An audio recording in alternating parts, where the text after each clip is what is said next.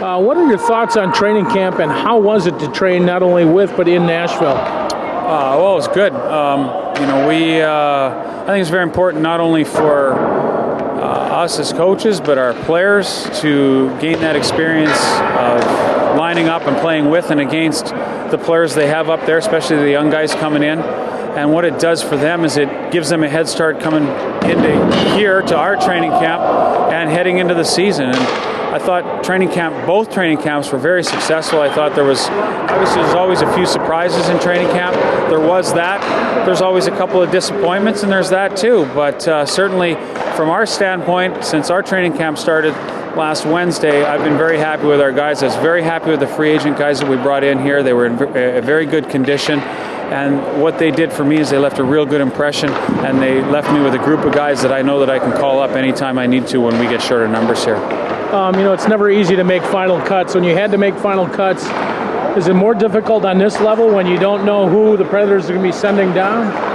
Well, you kind of keep who you've got, and certainly we had to cut a kid today, Stephen Werner, that had a great camp, and we will see here again this year, no question, and maybe for a long period of time. You just never know. But it's the nature of the business, and it's very difficult. You have a pretty good idea as you go along who you're going to get from Nashville. Obviously, we're in communication every day, so that's one of the things that we keep a pretty good eye on. But it's never easy to cut people at the end. You got a lot of muscle on the team this year. Also return a lot of guys that had a lot of penalty minutes last year. Do you look at putting 3 tough guys in a line at one time, or are you going to try to split that up?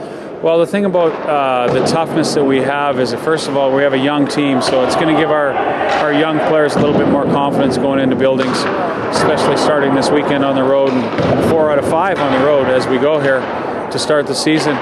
The thing about our toughness, and it's very important for everyone to understand this, is our toughness can play. And in today's game, if you're tough but you can't play a lick, guys just leave you alone. They don't bother with you.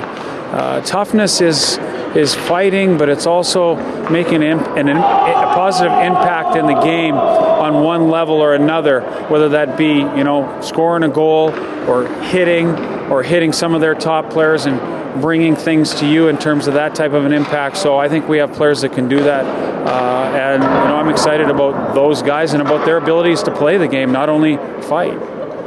Can you describe the differences between the two Santorelli brothers? There's a lot of difference, and yet there's a lot of similarity. They're both extremely good players.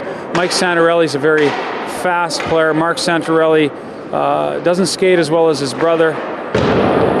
They're both very intelligent players. I think that Mark's gift is his cerebral play, his vision, his passing ability. Mike also has that, but Mike's a little bit more of a shooter than Mark is. So, very good players, both of them. We're very, very lucky to have both of them. You got 2 good goalies this year. How do you see that playing out? Splitting time, do you favor one ahead of the other? Well, Drew McIntyre's been an all-star in the league. We went and got him on free agent day to try and, help with that area and be our number 1 guy. So that's where we're at with that. Mark Dekanich is coming out of college. He had very good numbers there, but Drew's our number 1 guy, and we'll go with it as that for now. I expect Drew to play a lot of games, and I expect Deck to get his fair share of games as well. But ideally, Drew would be our number 1 guy.